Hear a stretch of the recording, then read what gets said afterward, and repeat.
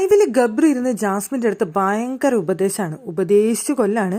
Jasmine പറയുന്നുണ്ട്, നീ ഈ തുമ്പും വാലൊന്നും ഇല്ലാതെ കറക്റ്റായിട്ട് കാര്യം പറയാത്തതുകൊണ്ട് ഞാൻ പലതും ആലോചിച്ച് കൂട്ടുന്നു. എനിക്കങ്ങനെ ആലോചിക്കുമ്പോൾ ആകെ സങ്കടമാവുന്നു, വിഷമാവുന്നു, എനിക്കൊന്നും മനസ്സിലാവുന്നില്ല. നീ എന്താ പറയുന്നതെന്ന് എനിക്കൊരു ഐഡിയ കിട്ടുന്നില്ല. എന്നെ സ്നേഹിക്കുന്നവരെല്ലാം എന്നെ വിട്ടു പോയി എന്നാണോ നീ പറയുന്നത്?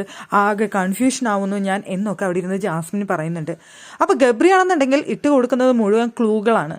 ആ ക്ലൂ അനുസരിച്ച് ആലോചിച്ചെടുക്കാനാണ് അവിടെ ജാസ്മിൻ്റെ അടുത്ത് പറയുന്നത്. എന്നിട്ട് ജാസ്മിനോട് വീണ്ടും പറയും, നീ ഒന്നും ആലോചിക്കേണ്ട, നീ കൂടുതൽ ആലോചിക്കരുത്. ഇതാണ് പിന്നീട് പറഞ്ഞുകൊണ്ടിരിക്കുന്നത്. അപ്പോൾ ജാസ്മിൻ പറയും, പിന്നെ നീ എന്തിനാണ് എനിക്ക് അവിടുന്ന് ഇവിടുന്നൊക്കെ ഓരോന്ന് പറഞ്ഞു തരുന്നത്?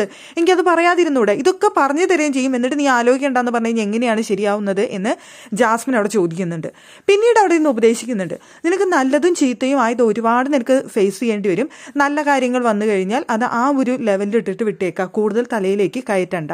ഇനിയിപ്പോൾ ഒരാൾ ഒരുപാട് തന്നെ പൊക്കി പറഞ്ഞു, ഭയങ്കര ഇതാണെന്നൊക്കെ പറഞ്ഞാലും അത് കേട്ടിട്ട് വല്ലാണ്ട് അങ്ങ് പൊങ്ങാൻ നിൽക്കാതെ ഒരു ലെവലിലെടുക്കുക. അതുപോലെ തന്നെ ചീത്ത കാര്യങ്ങളും നിനക്ക് വളരെ മോശമായിട്ട് ചിലപ്പോൾ നിന്നെക്കുറിച്ച് സംസാരിക്കാൻ നിനക്ക് അതൊക്കെ ഫേസ് ചെയ്യേണ്ടി വരാം, അതും അതെ തലയിലേക്ക് എടുക്കാതെ അതങ്ങ് കളയുക, അതാണ് ഇനി ചെയ്യേണ്ടത് എന്നൊക്കെ പറഞ്ഞുകൊണ്ട് ഭയങ്കര ഉപദേശമായിരുന്നു ലൈവിലിരുന്ന് ഗബ്രി ജാസ്മിനെ. സത്യം പറഞ്ഞു കഴിഞ്ഞാൽ അത് കണ്ട സമയത്ത് നമുക്കും വല്ലാത്തൊരു ബോറായിട്ട് തോന്നിപ്പോയി.